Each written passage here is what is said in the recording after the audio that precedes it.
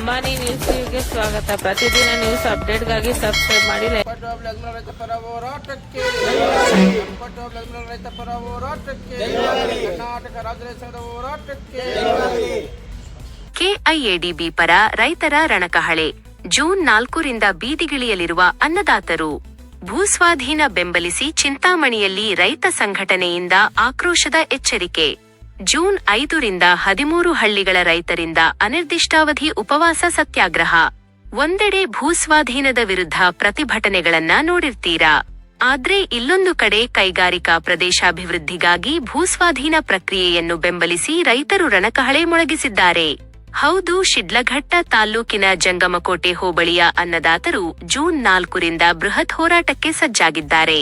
ಚಿಂತಾಮಣಿಯ ಪ್ರವಾಸಿ ಮಂದಿರದಲ್ಲಿ ನಡೆದ ಜಂಟಿ ಪತ್ರಿಕಾಗೋಷ್ಠಿಯಲ್ಲಿ ಮಾತನಾಡಿದ ಕರ್ನಾಟಕ ರಾಜ್ಯ ರೈತ ಸಂಘ ಹಾಗೂ ಹಸಿರು ಸೇನೆಯ ಮುಖಂಡರು ಸರ್ಕಾರದ ವಿರುದ್ಧ ತೀವ್ರ ಆಕ್ರೋಶ ಹೊರಹಾಕಿದ್ದಾರೆ.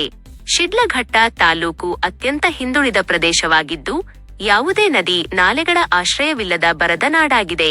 ಈ ಭಾಗದ ಅಭಿವೃದ್ಧಿಗಾಗಿ ಜಂಗಮಕೋಟೆ ಹೋಬಳಿಯ ಬಸವಪಟ್ಟಣ, ತಾದೂರು, ಯಣ್ಣಂಗೂರು, ಚೊಕ್ಕಂಡಹಳ್ಳಿ ಸೇರಿದಂತೆ ಒಟ್ಟು 13 ಹಳ್ಳಿಗಳ ವ್ಯಾಪ್ತಿಯಲ್ಲಿ 2823 ಎಕರೆ ಭೂಮಿಯನ್ನು ಕೆಐಎಡಿಬಿ ಮೂಲಕ ಸ್ವಾಧೀನಪಡಿಸಿಕೊಳ್ಳಲು ಸರ್ಕಾರ ಮೊದಲಿಗೆ ಅಧಿಸೂಚನೆ ಹೊರಡಿಸಿತ್ತು. ಆದರೆ ರೈತರ ನಿರಂತರ ಹೋರಾಟದ ಫಲವಾಗಿ 552 ಎಕರೆ ಭೂಸ್ವಾಧೀನದ ಆದೇಶವನ್ನು ಸರ್ಕಾರ ಕೈಬಿಟ್ಟು ಉಳಿದ 2271 ಎಕರೆಗೆ ಅಂತಿಮ ಅಧಿಸೂಚನೆ ಹೊರಡಿಸಿದೆ. ಆದರೆ ಇಲ್ಲಿ ನಡೆದಿರೋ ವಿಪರ್ಯಾಸವೇ ಬೇರೆ. ಸರ್ಕಾರ ಕೈಬಿಟ್ಟಿರುವ 552 ಎಕರೆ ಜಮೀನಿನ ಮಾಲೀಕರೇ ಅಗೋರ ಹೋರಾಟದ ಮುಂಚೂಣಿಯಲ್ಲಿದ್ದು, ಉಳಿದ ಬಡ ರೈತರ ಜಮೀನನ್ನು ಏಕೆ ಬಿಟ್ಟಿಲ್ಲ ಎಂದು ಪ್ರಶ್ನಿಸುತ್ತಿರುವುದು ತೀವ್ರ ಬೇಸರ ತರಿಸಿದೆ ಎಂದು ರೈತ ಮುಖಂಡರು ಧ್ವನಿ ಎತ್ತಿದ್ದಾರೆ. ಕೃಷಿ ಭೂಮಿಯ ಹೆಸರಿನಲ್ಲಿ ಈ ಹಿಂದೆ ಬೇರೆಡೆ 100 ಎಕರೆ ಲೇಔಟ್ಗಳಾಗಿ ಭೂಪರಿವರ್ತನೆಯಾಗಿದ್ದರೂ ಸರ್ಕಾರ ಕಣ್ಣು ಮುಚ್ಚಿ ಕುಳಿತಿದೆ. ಕಳೆದ 75 ದಿನಗಳಿಂದ ರೈತರು ಸತತವಾಗಿ ಹೋರಾಟ ನಡೆಸುತ್ತಿದ್ದರೂ ಸರ್ಕಾರ ಮಾತ್ರ ಈವರೆಗೂ ರೈತರ ಅಹವಾಲು ಆಲಿಸುವ ಸೌಜನ್ಯ ತೋರಿಲ್ಲ ಎಂದು ನಾಯಕರು ಆಕ್ರೋಶ ವ್ಯಕ್ತಪಡಿಸಿದ್ದಾರೆ. ಹೀಗಾಗಿಯೇ ಜೂನ್ 4ರಂದು ಬೃಹತ್ ಪಂಜಿನ ಮೆರವಣಿಗೆಯನ್ನು ಹಮ್ಮಿಕೊಳ್ಳಲಾಗಿದ್ದು, ಜೂನ್ 5ರಿಂದ 13 ಹಳ್ಳಿಗಳ ರೈತರು ಅನಿರ್ದಿಷ್ಟಾವಧಿ ಉಪವಾಸ ಸತ್ಯಾಗ್ರಹವನ್ನು ಆರಂಭಿಸಲಿದ್ದಾರೆ. ಚಿಕ್ಕಬಳ್ಳಾಪುರ ಜಿಲ್ಲಾಡಳಿತ ಭವನದ ಮುಂಭಾಗದಲ್ಲಿ ಈ ನ್ಯಾಯಸಮ್ಮತ ಬೇಡಿಕೆಗಳ ಈಡೇರಿಕೆಗಾಗಿ ಹೋರಾಟ ಮುಂದುವರಿಯಲಿದ್ದು, ನ್ಯಾಯ ಸಿಗುವವರೆಗೂ ಹೋರಾಟ ಕೈಬಿಡುವುದಿಲ್ಲ ಎಂದು ಕದಿರೇಗೌಡ ಹಾಗೂ ಬಿಎ ಪ್ರತೀಶ್ ಎಚ್ಚರಿಸಿದ್ದಾರೆ. ಈ ಮಹಾ ಹೋರಾಟಕ್ಕೆ ತಾಲ್ಲೂಕಿನ ಎಲ್ಲಾ ಪಕ್ಷಾತೀತ, ಜಾತೀತ, ದಲಿತ ಹಾಗೂ ಕನ್ನಡ ಪರ ಸಂಘಟನೆಗಳು ಬೆಂಬಲ ನೀಡಬೇಕಾಗಿ ಕೋರಿದ್ದಾರೆ. ಪತ್ರಿಕಾಗೋಷ್ಠಿಯಲ್ಲಿ ಜಿಲ್ಲಾ ಸಂಚಾಲಕ ಹುಸೇನ್ ಸಾಬಿ, ನಾಗರಾಜು, ಶ್ರೀರಾಮಪ್ಪ, ನಾರಾಯಣಸ್ವಾಮಿ ಸೇರಿದಂತೆ ಹಲವು ರೈತ ಮುಖಂಡರು ಭಾಗವಹಿಸಿದ್ದರು. ನಿರಂತರ ಸುದ್ದಿಗಾಗಿ ನೋಡ್ತಾ ಇರಿ ಅಂಬಾನಿ ನ್ಯೂಸ್ ಟಿವಿ, ಇದು ಜನಸಾಮಾನ್ಯರ ಧ್ವನಿ. ಮೊದಲು ನಮ್ಮ ಶಿಡ್ಲಘಟ್ಟ ತಾಲೂಕು ಜಮಕೋಟೆ ಹೋಬಳಿ ಕೆಇಡಿಬಿ ಜಮೀನುಗಳ 13 ಹಳ್ಳಿಗಳ ರೈತ ಪರ ಹೋರಾಟ ಸಮಿತಿಯಿಂದ ಇವತ್ತು ಚಿಂತಾಮಣಿ ಪ್ರವಾಸಕ್ಕೆ ಬಂದು ಇವತ್ತೇನಿಲ್ಲಿ ಸಭೆ ಕರೆದಿದ್ದೀವಿ. ಈ ಸಭೆಗೆ ಆಗಮಿಸಿರುವಂತಹ ಚಿಂತಾಮಣಿ ತಾಲೂಕು ಅಧ್ಯಕ್ಷ ಕದಿರೇಗೌಡರಿಗೆ ಸ್ವಾಗತವನ್ನು ಕೊಡ್ತಾ, ಅದೇ ರೀತಿ ನಮ್ಮ ಕಾರ್ಯದರ್ಶಿ ಭೀಮಣ್ಣವರಿಗೆ ಸ್ವಾಗತವನ್ನು ಕೊಡ್ತಾ, ಅದೇ ರೀತಿ ನಮ್ಮ ಜಿಲ್ಲಾ ಸಂಚಾಲಕ ಹುಸೇನ್ ಸಾಬ್ ಅವರಿಗೆ ಸ್ವಾಗತ ಕೊಡ್ತಾ, ಮತ್ತು ನಮ್ಮ ಕರ್ನಾಟಕ ರಾಜ್ಯ ಹಸಿರು ಸೇನೆಯ ಜಿಲ್ಲಾ ಯುವ ಘಟಕ ಅಧ್ಯಕ್ಷರಾದ ಸುಬ್ರಹ್ಮಣ್ಯರ ಅವರ ಸ್ವಾಗತವನ್ನು ಕೊಡ್ತಾ, ಮತ್ತು ನಮ್ಮೆಲ್ಲ ಹಿರಿಯರಾಗಿರ್ತಕ್ಕಂತಹ ಬಸವಪಟ್ಟಣ ಆಂಜನಪ್ಪಣ್ಣಿದ್ದಾರೆ, ನಮ್ಮ ಪ್ರಭುಗೌಡನಿದ್ದಾರೆ, ನಾಗಣ್ಣ ಇದ್ದಾರೆ, ಮತ್ತು ಕನಕಪ್ಪಣ್ಣಿದ್ದಾರೆ, ಮತ್ತು ಎಲ್ಲ ನಮ್ಮ 13 ಹಳ್ಳಿಗಳ ರೈತ ಪರ ಹೋರಾಟ ಸಮಿತಿಯ ಪದಾಧಿಕಾರಿಗಳಿಗೂ ಸ್ವಾಗತವನ್ನು ಕೊಡ್ತಾ, ಇದೇ ಚಿಂತಾಮಣಿ ತಾಲೂಕಿನ ನಮ್ಮ ರೈತರು ಹಿರಿಯರಾದಂಥ ನಾಗರಾಜಣ್ಣವರು ಸ್ವಾಗತವನ್ನು ಕೊಡ್ತಾ, ಅದೇ ರೀತಿ ಒಂದು ಪತ್ರಿಕಾಗೋಷ್ಠಿಗೆ ಆಗಮಿಸುವಂಥ ನಮ್ಮೆಲ್ಲ ಪತ್ರಿಕಾ ಹಾಗೂ ದೃಶ್ಯ ಮಾಧ್ಯಮಗಳಿಗೆ ಧನ್ಯವಾದ ಸ್ವಾಗತವನ್ನು ಕೊಡ್ತಾ, ಇವತ್ತು ಉದ್ದೇಶ ಇವತ್ತು ಚಿಕ್ಕಬಳ್ಳಾಪುರ ಜಿಲ್ಲೆ ಶಿಡ್ಲಘಟ್ಟ ತಾಲೂಕು ಜಮಕೋಟೆ ಹೋಬಳಿ 2823 ಎಕರೆ ಸರ್ಕಾರ ಪ್ರಾಥಮಿಕ ಅಧಿಸೂಚನೆ ಹೊರಡಿಸಿತ್ತು. ಅದರಲ್ಲಿ ಎಲ್ಲರ ಹೋರಾಟದ ಶ್ರಮ ಇವತ್ತು ನಮ್ಮ ಮಾನ್ಯ ಶಿಡ್ಲಘಟ್ಟ ವಿಧಾನಸಭಾ ಶಾಸಕರು ಮತ್ತು ಚಿಂತಾಮಣಿಯ ನಮ್ಮ ಶಾಸಕರು, ಜಿಲ್ಲಾ ಉಸ್ತುವಾರಿ ಸಚಿವರು ನಾವು ರೈತರೆಲ್ಲ ಬಂದು ವಿನಂತಿ ಮಾಡಿದಾಗ ಅವರು 490 ಎಕರೆ ನೀರಾವರಿ ಪ್ರದೇಶವನ್ನು ಬಿಟ್ಟು 2271 ಎಕರೆ ಅಂತಿಮವಾಗಿ ಅಧಿಸೂಚನೆಯನ್ನು ಹೊರಡಿಸಿದ್ದಾರೆ. ಹಾಗಾಗಿ ಮೊದಲನೇದಾಗಿ ಮಾನ್ಯ ನಮ್ಮ ಜಿಲ್ಲಾ ಉಸ್ತುವಾರಿ ಸಚಿವರಾದಂಥ ಡಾಕ್ಟರ್ ಎಂ ಸುಧಾಕರಣ್ಣ ಮತ್ತು ನಮ್ಮ ಶಿಡ್ಲಘಟ್ಟ ವಿಧಾನಸಭಾ ಕ್ಷೇತ್ರದ ಶಾಸಕ ರವಿಕುಮಾರ್ ಅವರಿಗೆ ಧನ್ಯವಾದಗಳು ಹೇಳ್ತಾ, ಇವತ್ತು ಇಂದಿಗೆ 77 ದಿನಗಳಾಯಿತು ನಮ್ಮ ಬೇಡಿಕೆ ಏನಂದರೆ ಇವತ್ತು ಸರ್ಕಾರ ನೀರಾವರಿ ಪ್ರದೇಶವನ್ನು ಬಿಟ್ಟಿರ್ತಕ್ಕಂಥದ್ದಕ್ಕೆ ಸ್ವಾಗತ. ಮತ್ತು ಏನಿವತ್ತು 2271 ಎಕರೆ ಫೈನಲ್ ನೋಟಿಫಿಕೇಷನನ್ನು ಮಾಡ್ತು. ಆದರೆ ಇವತ್ತು ರೇಟ್ ಫಿಕ್ಸ್ ಮಾಡಿ ನೀನೊಂದು ವರ್ಷಕ್ಕೆ ಕೊಟ್ಟರೆ ಇವತ್ತಿನ ಬೆಲೆ ನಾನು ಇರೋದಿಲ್ಲ. ಹಾಗಾಗಿ ಏನಿವತ್ತು ಪ್ರತಿ ಎಕರೆಗೆ ಒಂದು ಕನಿಷ್ಠ ಹೆಚ್ಚಳ ಭೂ ಪರಿಹಾರ ನೀಡಬೇಕು. ಭೂಮಿ ಕೊಟ್ಟಂತಹ ಪ್ರತಿ ರೈತರ ಕುಟುಂಬಕ್ಕೂ ಕಾಯಂ ಉದ್ಯೋಗ ನೀಡಬೇಕು. ಯಾರು ಭೂ ಪರಿಹಾರ ಬೇಡ ಅಂತಾರೋ ಅವರಿಗೆ ಬದಲಿ ಜಮೀನು ಕೊಡಬೇಕು ಅಂತೇಳಿ ದಿನಾಂಕ 23/3/2026 ಜಿಲ್ಲಾಧಿಕಾರಿಗಳ ಭವನದ ಮುಂದೆ ಅನಿರ್ದಿಷ್ಟ ಧರಣಿಯನ್ನು ಮಾಡ್ತಾ ಇದ್ದೀವಿ. ಇಷ್ಟು ದಿನಗಳಾದರೂ ಕೂಡ ಮಾನ್ಯ ರೈತ ವಿರೋಧಿ ಜಿಲ್ಲಾಧಿಕಾರಿಗಳು ಇದರೂ ಕೂಡ ನಮ್ಮ ಸಮಸ್ಯೆಗೆ ಸ್ಪಂದಿಸಿಲ್ಲ. ಹಾಗಾಗಿ ಏನಿವತ್ತು ಮುಂಬರುವಂತಹ 4ನೇ ತಾರೀಕು ಒಂದು ಪುಂಜಿನ ಮೆರವಣಿಗೆಯನ್ನು ಮಾಡಿ ಮತ್ತು 5ನೇ ತಾರೀಕು ಉಪವಾಸ ಸತ್ಯಾಗ್ರಹವನ್ನು ಮಾಡ್ತೀವಿ. ಆ ಉಪವಾಸ ಸತ್ಯಾಗ್ರಹ ಮತ್ತು ಪುಂಜಿನ ಮೆರವಣಿಗೆಗೆ ನಮ್ಮ ಚಿಂತಾಮಣಿ ರೈತ ಸಂಘಟನೆಯಿಂದ ಬೆಂಬಲ ಕೊಡಬೇಕು ಅಂಥೇಳಿ ಇವತ್ತು ಬೆಂಬಲಕ್ಕಾಗಿ ಇವತ್ತು ಮನವಿ ಪತ್ರವನ್ನು ನಮ್ಮ ತಾಲೂಕು ಅಧ್ಯಕ್ಷರಿಗೆ ಕೊಡ್ತಾ ಏನಿವತ್ತು ಹೆಚ್ಚಿನ ಸಂಖ್ಯೆಯಲ್ಲಿ ಆ ಒಂದು ಪುಂಜಿನ ಮೆರವಣಿಗೆ ಮತ್ತು ನಮ್ಮ ಉಪವಾಸ ಸತ್ಯಾಗ್ರಹಕ್ಕೆ ಬಂದು ಈ ರೈತರ ಸ್ವಾಭಿಮಾನದ ವೇದಿಕೆ ಹೋರಾಟದ ವೇದಿಕೆ ಸ್ವಾಭಿಮಾನಿ ರೈತರ ಹೋರಾಟ ಬೆಂಬಲಿಸಬೇಕು ಅಂತೇಳಿ ಇವತ್ತು ನಮ್ಮ ಚಿಂತಾಮಣಿ ತಾಲೂಕು ಅಧ್ಯಕ್ಷರನ್ನು ಕೇಳ್ಕೊಳ್ತಾ ಇದ್ದೀನಿ.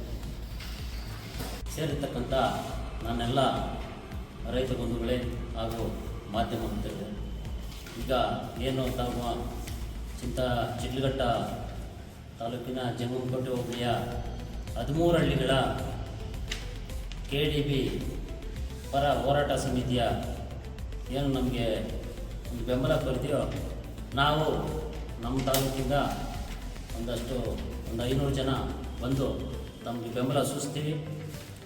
ಆದರೆ ನಮಗೆ ನಮ್ಮ ಜಿಲ್ಲೆಯಲ್ಲಿ ಶಿಡ್ಲಘಟ್ಟ ತಾಲೂಕಲ್ಲಿ ಯಾವುದೇ ಥರ ಕೈಗಾರಿಕೆಗಳಿಲ್ಲ. ನಾವು ಮೊದಲಿಂದ ಹೇಳ್ತಾ ಇದ್ದೀವಿ, ಮಾನ್ಯ ಉಸ್ತುವಾರಿ ಸಚಿವರು ಹಾಗೂ ಶಿಡ್ಲಘಟ್ಟ ಕ್ಷೇತ್ರದ ಜನಪ್ರಿಯ ಶಾಸಕರು ಹಾಗೂ ಕೈಗಾರಿಕೆ ಸಚಿವರು ನಮ್ಮ ಮುಖ್ಯಮಂತ್ರಿಗಳು ಸಿದ್ದರಾಮಯ್ಯನವರೆಲ್ಲ ಸೇರಿ ಏನು ಕೃಷಿ ನಮ್ಮ ಬೇಡಿಕೆ ಮೇಯ್ನಾಗಿ ಕೃಷಿನೂ ಬೇಕು, ಕೈಗಾರಿಕೆನೇ ಬೇಕು. ಆದರೆ ಕೃಷಿ ಜಮೀನು 552 ಎಕರೆ ಅದನ್ನು ಬಿಟ್ಟಿದ್ದಾರೆ, ಕೈ ಬಿಟ್ಟಿದ್ದಾರೆ.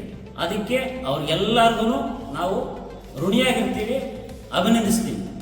ಎರಡನೇದಾಗಿ ಏನು ಇವಾಗ ಸರ್ಕಾರಿ ಜಮೀನಿದೆಯೋ 1780 ಎಕರೆ ಸರ್ಕಾರಿ ಜಮೀನಿದೆಯೋ ಆ ಸರ್ಕಾರಿ ಜಮೀನಲ್ಲಿ ಕೈಗಾರಿಕೆಗಳಾಗಬೇಕು.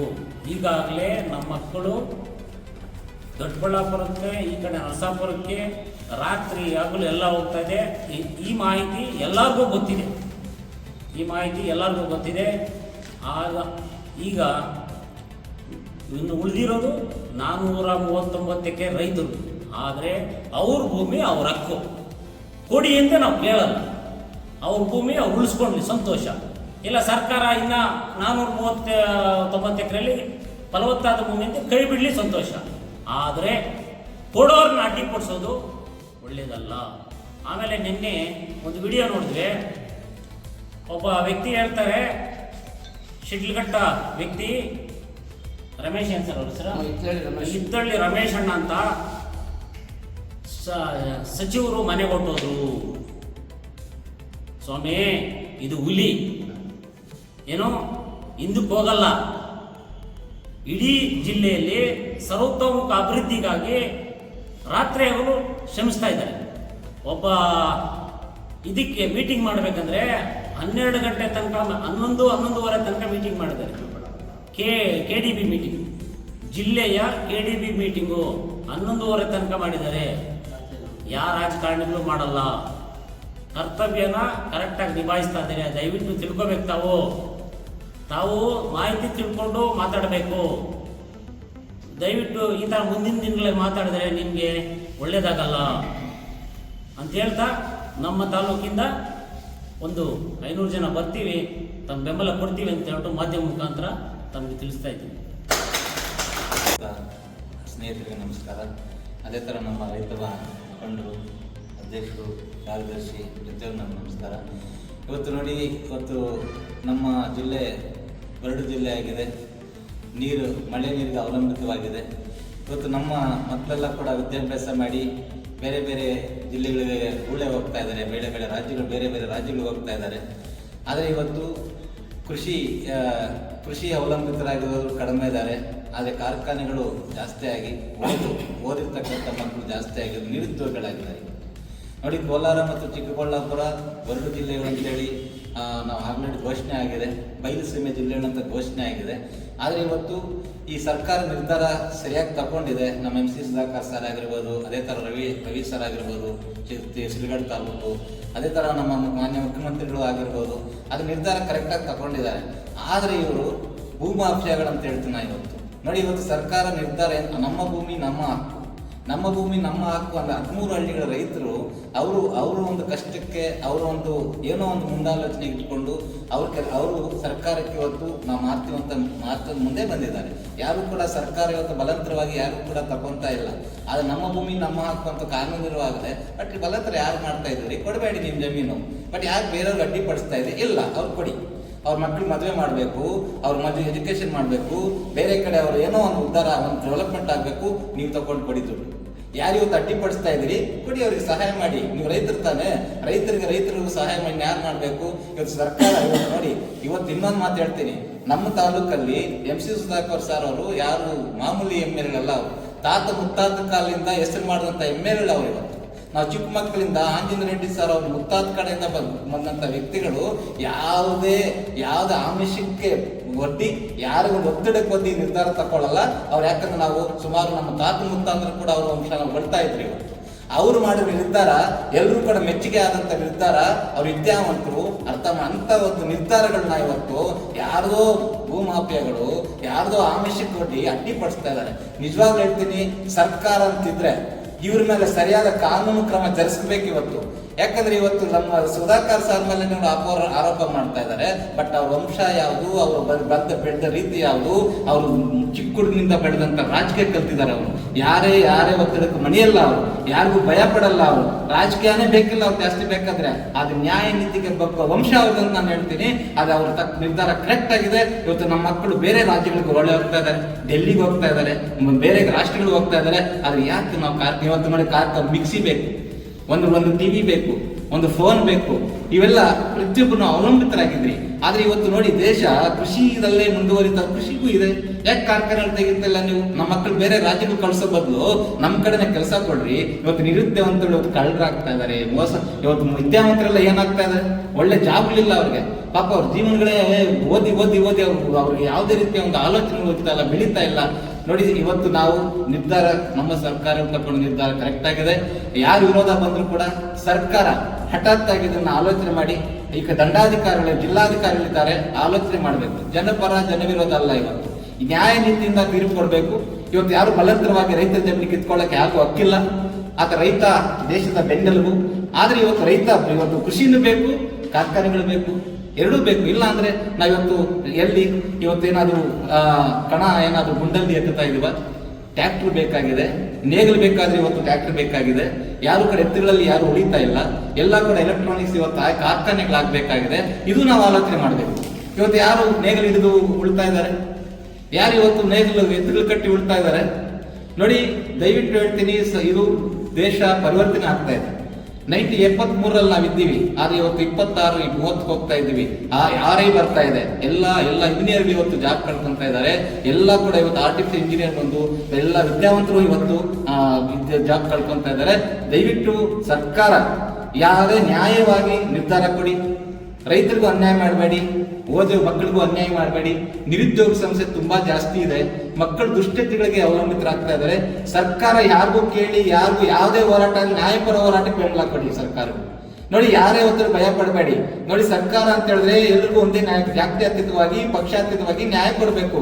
ಯಾರೋ ಹೋರಾಟ ಮಾಡ್ತಾ ಇದಾರೆ ಅಂದ್ರೆ ಅದು ನ್ಯಾಯಪರ ಸರ್ಕಾರಕ್ಕೆ ಇವತ್ತು ಶಕ್ತಿ ಇಲ್ವಾ? ಏನ್ ಮಾಡ್ತೀವಿ ನಾವು? ಸರ್ಕಾರಕ್ಕೆ ಅಡ್ಡಿಪಡಿಸ್ತಾ ಇದ್ರೆ ಅವ್ರ ಮೇಲೆ ಯಾಕೆ ಕಾನೂನು ಕ್ರಮ ಜರುಗಿಸಬಾರ್ದು? ನಾವು ಹೋರಾಟಗಾರರೇ, ನಮಗೂ ನ್ಯಾಯ ನೀತಿ ಗೊತ್ತಿದೆ. ಅರ್ಥ ಆಯ್ತಾ? ಅದು ಯಾವ್ದೋ ಆಮಿಷ ಕೊಟ್ಟಿ ಇವ್ರು ಈ ತರ ಮಾಡ್ತಾ ತಪ್ಪು. ದಯವಿಟ್ಟು ಇವತ್ತು ನಾವು 4ನೇ ತಾರೀಕು ಉಪವಾಸ ಸತ್ಯಾಗ್ರಹ ಇದೆ, ಮುಂದಿನ ಮೆರವಣಿಗೆ ಇದೆ. ನೋಡಿ, ನಾವು ಕೂಡ ಮನುಷ್ಯರಂತವ್ರು, ಮನುಷ್ಯತ್ವ ಇರ್ತಕ್ಕಂಥವ್ರು ಎಲ್ಲಾ ಕಡೆ ಆಲೋಚನೆ ಮಾಡಬೇಕು. ಕೃಷಿಗೂ ಆಲೋಚನೆ ಮಾಡಬೇಕು, ಕಾರ್ಖಾನೆಗಳು ಆಲೋಚನೆ ಮಾಡಬೇಕು, ಮುಂದಿನ ಬೆಳವಣಿಗೆಗೂ ಆಲೋಚನೆ ಮಾಡಬೇಕು. ಈ ತರ ಸರ್ಕಾರ ಇವತ್ತು ಇರೋದನ್ನ ಅದನ್ನ ತೆಗೆದು ನಮಗೆ ಬೆಂಬಲ ಕೊಡಬೇಕು. 1,80,00,000 ಏನು ಇವತ್ತು ಸರ್ಕಾರ ಅವ್ರ ಮಕ್ಕಳಿಗೆ ಜಾಬ್ ಕೊಡ್ಬೇಕಂತ ಆಮಿಷ ಹೊಟ್ಟಿದ್ವಿ. ಅವ್ರಿಗೆ ಒಂದು ಪರ್ಮನೆಂಟ್ ಬೇರೆ ಕಡೆ ಒಳ್ಳೆ ಉದ್ಯೋಗ ಕೊಡ್ಬೇಕು ಅವ್ರ ಮಕ್ಕಳಿಗೆ ಅಂತ ನಾವು ಆಮಿಷ ಹೊಟ್ಟಿದ್ವಿ. ಇನ್ನು ರೇಟ್ ಜಾಸ್ತಿ ಕೊಡ್ಬೇಕಂತ ನಾವು ಹೇಳ್ತಾ ಇದ್ವಿ. ನಾವು ರೈತರ ಮಕ್ಕಳ ಸ್ವಾಮಿ, ನಾವೇನು ಅನ್ನಾಡಿ ಮಕ್ಕಳಲ್ಲ, ಎತ್ತವರು ರೈತರ ಮಕ್ಕಳ. ನ್ಯಾಯ ರೀತಿ ಮಾಡಿ, ನ್ಯಾಯ ಮಾತಾಡಿ. ಇವತ್ತು ಜಮಕೋಟೆ ದೇವನಹಳ್ಳಿಗೆ ಹತ್ರ ಇದೆ, ಯಾಕೆ ಕಂಪ್ನಿಗೆಲ್ಲ ಯಾಕೆ ಇವತ್ತು ಅಲ್ಲಿ ಹೋಗ್ತಾ ಇದಾರೆ, ಬೆಂಗಳೂರಿಗೆ ಹೋಗ್ತಾ ಇದಾರೆ, ಮೈಸೂರಿಗೆ ಹೋಗ್ತಾ ಇದಾರೆ, ಡೆಲ್ಲಿಗೆ ಹೋಗ್ತಾ ಇದಾರೆ. ನಮ್ಮ ಮಕ್ಕಳು ನಮ್ಮ ಹತ್ರನೇ ಇರ್ಬೋದು, ನಾವು ಬೆಳಿಬೋದು, ನಮ್ಮ ಜಿಲ್ಲೆ ಬೆಳೆಯುತ್ತೆ, ನಮ್ಮ ದೇಶ ಬೆಳೆಯುತ್ತೆ. ಅದರಿಂದ ನಾವು 4ನೇ ತಾರೀಕು ಉಗ್ರ ಹೋರಾಟ ಮಾಡ್ತೀವಿ, ಸತ್ಯಾಗ್ರಹ. ನಮ್ಮ ತಾಲೂಕಿಂದ 500 ಜನ ನಾವು ಕರ್ಕೊಂಡು ಹೋಗ್ತೀವಿ. ಸರ್ಕಾರ ನ್ಯಾಯ ಕೊಡ್ಬೇಕು. ಅವ್ರ ಮಕ್ಕ ನೋಡಬೇಕು. ಸರ್ಕಾರಕ್ಕೆ ಹಕ್ಕಿದೆ, ಸರ್ಕಾರಕ್ಕೆ ಪವರ್ ಇದೆ. ಆ ಪವರ್ ಬಳಸ್ಕೊಳ್ಬೇಕು. ಯಾರು ಸತ್ಯವಾಗಿದೆ, ಯಾರು ಕರೆಕ್ಟ್ ಆಗಿದೆ ಜಡ್ಜ್ಮೆಂಟ್ ಮಾಡಬೇಕು. ಹೋರಾಟ ಮಾಡ್ತೀರಿ ಅಂದ್ರೆ ಎಲ್ಲವೂ ಹೋರಾಟ ಅಲ್ಲ, ಹೋರಾಟಕ್ಕೊಂದು ನಿಯಮ ಹಂತ ಇರುತ್ತೆ. ಕರೆಕ್ಟ್ ಆಗಿ ನ್ಯಾಯ ಕೊಡ್ಬೇಕು ಸರ್, ಇದು ನಮ್ಮ ವಾದ. ಓಕೆ, ಎಲ್ಲರಿಗೂ ಧನ್ಯವಾದಗಳು ಸರ್. ಪ್ರಶ್ನೆ